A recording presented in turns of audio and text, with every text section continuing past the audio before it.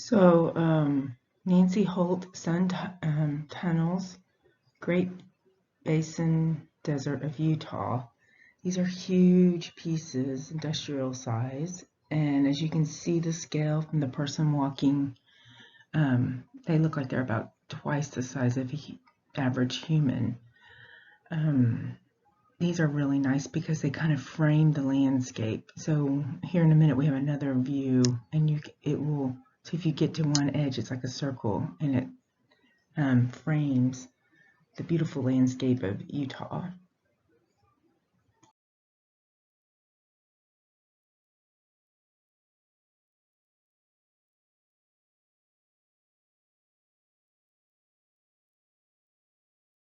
So here, this one even, it creates its own artwork.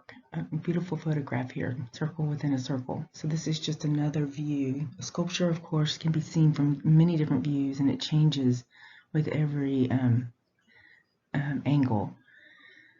Again, these are the best way to describe these huge pieces like this. If you ever get a chance when you're traveling, it's fun to go see them because they're interactive. You can walk inside them, you can climb on top of them. It's just a very different experience than what you would get in a museum. I know the Shinati Foundation in West Texas would be a great opportunity for your family if you ever got a chance to see Donald Judd, and he does similar things to this, but they're more angular. So yeah, if you get a chance, it's worth seeing, and to me, it feels like it changes the landscape.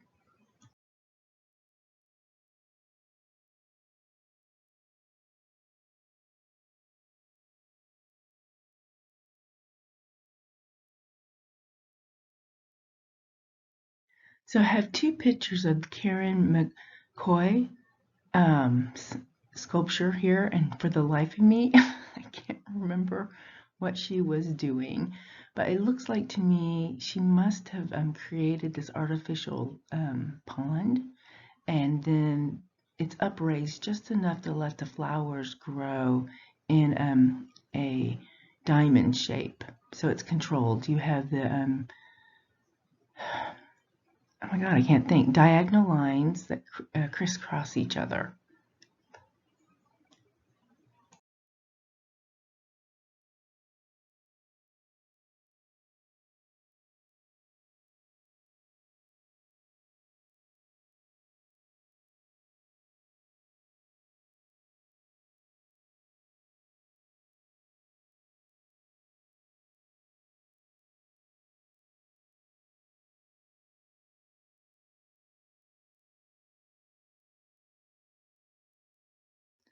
So here is another picture of the same sculpture, and you have that nice diamond shape that I was talking about created.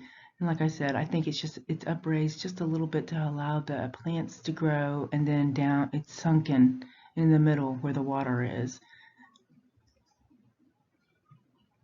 That's kind of a comment on how humans like to control nature, isn't it?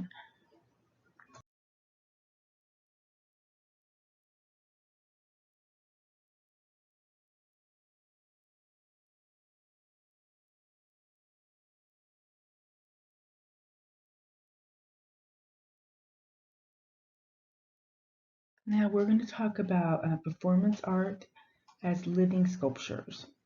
Sometimes artists conceived of themselves or other people in their work as something akin to a live sculpture. Happenings, which is defined as assembling of events performed or perceived in more than one time and space, seems closer to life. So they're little vignettes. I think we've talked about this for a minute, but they're not like a movie, because a movie, you have your antagonist, you have a conflict and resolution.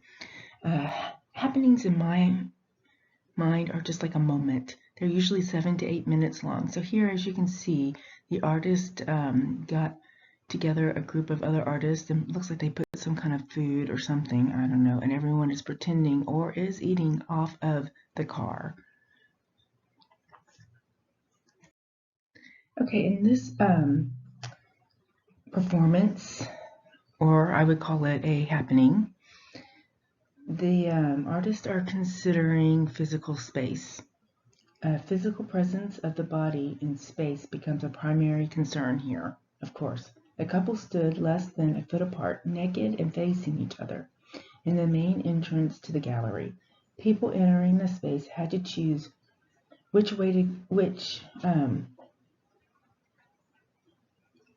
how to get through it, male or female, face to face, as they squeezed between them. Oh, I would not like that one bit. Hidden cameras filmed each member of the public as he or she passed through the living door, and their passage was then projected on the gallery wall.